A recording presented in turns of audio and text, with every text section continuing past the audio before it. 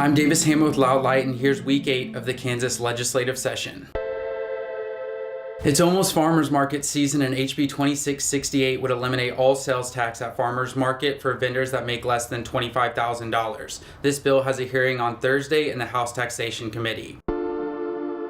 An executive office of Kansas has yet again made thousands of Kansans' personal information vulnerable, this time from the Kansas Department of Aging and Disability Services, known as KDADS, which inappropriately sent out 11,000 records including social security numbers, birthdays, and medical programs.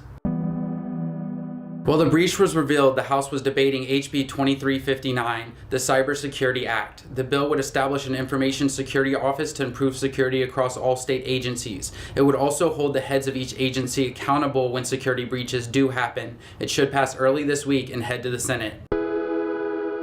In the early 90s, the state went to a hybrid school funding plan that created a statewide $20 million property tax to help fund schools. The state needs hundreds of millions to constitutionally fund schools, and one plan is to raise the school mill rate to 38.43 over the next 3 years. That plan is HB 2740 and will have a hearing on Tuesday and Wednesday in the House Taxation Committee.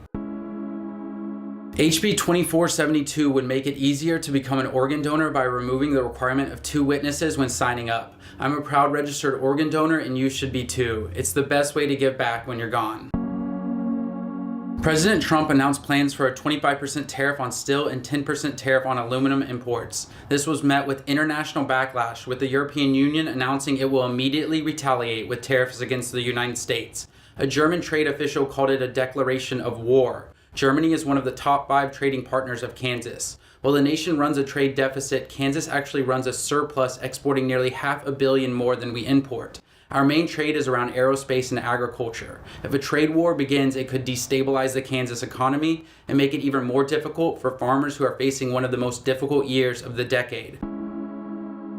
SB 405, the How Many Chickens Are a Cow bill, will have a House committee hearing on Tuesday at 3:30 in room 582 North. If you would like to give testimony on any bill, you must contact the secretary of a committee with written testimony 24 hours prior to the hearing and can give oral the day of.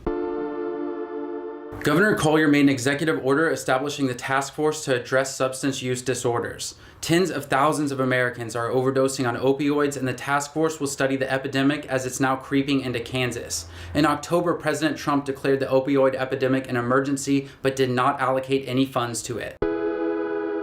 Secretary Chris Kobach will be on trial in federal court as the requirement of submitting your birth certificate to vote is being challenged by the ACLU as a violation of the National Voter Registration Act.